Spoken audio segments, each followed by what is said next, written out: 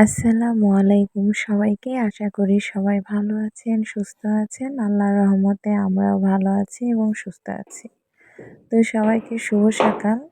সকাল থেকে ব্লগটা স্টার্ট করছি। আর এখন বাজে কয়টা? ৭টা বাজে।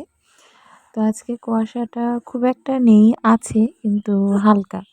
মানে রোদ উঠে যাবে। ৮টা ৮:৩০টার দিকে রোদ উঠে যাবে। আবহাওয়া দেখেই বোঝা যাচ্ছে। আর আমাদের এই দরজা থেকে বাহিরের দৃশ্যটা দেখতে অনেক ভালো লাগে, কারণ যেহেতু আমাদের বাড়ির ভিতরে প্রচুর পরিমাণ গাছ, মানে রোদ আমাদের উঠানে লাগে না বললেই চলে। ছাদে গেলে তবেই রোদ পাওয়া যায়। গরমের দিন আরাম পাওয়া যায়, কিন্তু শীতের দিনে অনেক ঠান্ডা লাগে। তো একদিক দিয়ে সুবিধা থাকলে আরেক দিক দিয়ে অসুবিধা থাকবে, এটাই স্বাভাবিক।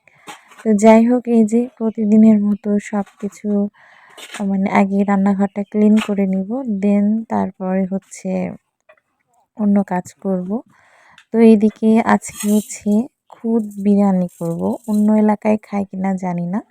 খুদ বলতে আমরা চাল ঝেড়ে যেই দানাটা পাই ছোট ছোট চালের, সেটাকে আমরা খুদ বলি। তো ওটার হচ্ছে খিচুড়ির মতো করে, ওটাকে আমরা খুদ বিরিয়ানি বলি। তো ওটা রেখে আগে হচ্ছে তো সিঙের যেই গত রাতের যেই থালাবাটিগুলো ছিল, তো সেগুলোই আগে মেজে নিব সবগুলো, তারপরেই আর কি অন্য কাজগুলো শুরু করব। তো খুব একটা থালাবাটি জমেনি, যেহেতু 2জন মানুষ আর বাচ্চা 2টা, ছোটোটা তো একদমই ছোট, আর বড়টাকে এখনও ভাতটা আমাকে হাতেই খাওয়াতে হয়। মানে ও নিজের হাতে ভাতটা খেতে চায় না। মানে আমি অনেক চেষ্টা করেছি। এখন অনেকে হয়তো বলবে যে ছোটবেলা থেকে খাওয়াননি দেখে প্রবলেম। আসলেই তাই। আমি মানে যদি ওকে আরও আগে থেকে হাতে খাওয়ানোর অভ্যাসটা করতাম, অন্য খাবার তো হাতেই খায়, কিন্তু ভাতটা হাতে খেতে চায় না।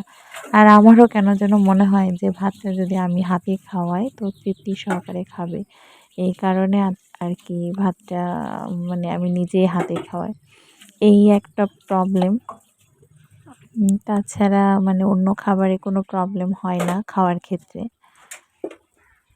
যাই হোক, অনেক বাচ্চা আছে আগেই অনেক মানে তাড়াতাড়ি হাতে খাওয়া শিখে যায়, অনেক বাচ্চা আছে একটু দেরি হয়।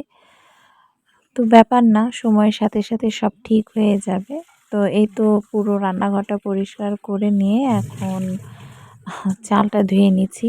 রাতেও আমি যেহেতু যতবারই রান্না করি ততবারই রান্নাঘরটা ক্লিন করি, যেহেতু এটা আমার ওপেন কিচেন। তো যে কারণে আর কি রান্নাঘরটা যদি পরিষ্কার না রাখি, তো হঠাৎ করে কেউ আসলে বা নিজের কাছেও অনেক খারাপ লাগে। তো সে কারণে আর কি সবসময় চেষ্টা করি যে রান্নাঘরটা একদম পরিপাটি রাখার। এতে আমার নিজের কাছেও অনেক ভালো লাগে। তো এই তো চালটা ধুয়ে নিয়েছি। এখন যা যা আর কি দেয়া লাগে সব দিয়ে নেব। আর খিচুড়ি তো সবাই রান্না করতে পারে। আমি এই খুদে আর কি কোনো ডাল দেইনি, শুধু খুদ দিয়েই আর কি পুরো রান্নাটা করব। তো সব কিছু মশলা টশলা দিয়ে তারপরে ভালোভাবে মেখে নেব, দেন পানি দিতে হবে। তো খিচুড়ি রান্না তো সবাই পারে। আর এই দিকে হচ্ছে ডাল রান্না করব। আর আমার শ্বশুরবাড়িতে যদিও ডালটা খুব কম খায়, তো আমার হাজব্যান্ডের যেহেতু আজকে আবদার হয়েছে, সে নিরামিষ খাবে। মানে সবসময় তার মাছ মাংস ভালো লাগে না। তো যে কারণে আজকে যেহেতু সে নিজের থেকেই বলেছে ডাল খাবে, তাই ডালটা রান্না করছি। তো ডালটা ভালোভাবে ধুয়ে নিচ্ছি। ডালে কিন্তু প্রচুর পরিমাণে ময়লা থাকে। তো এটা ভালোভাবে ধুয়ে তবেই একদম সেদ্ধ বসিয়ে দিব। একেকজনের ডাল রান্নার প্রসেস একেক রকম। আ আমি মানে আমার মতো করে আমি ডালটা রান্না করি। আমি যেভাবে রান্না করি আমার কাছে ওইভাবেই ডালটা ভালো লাগে।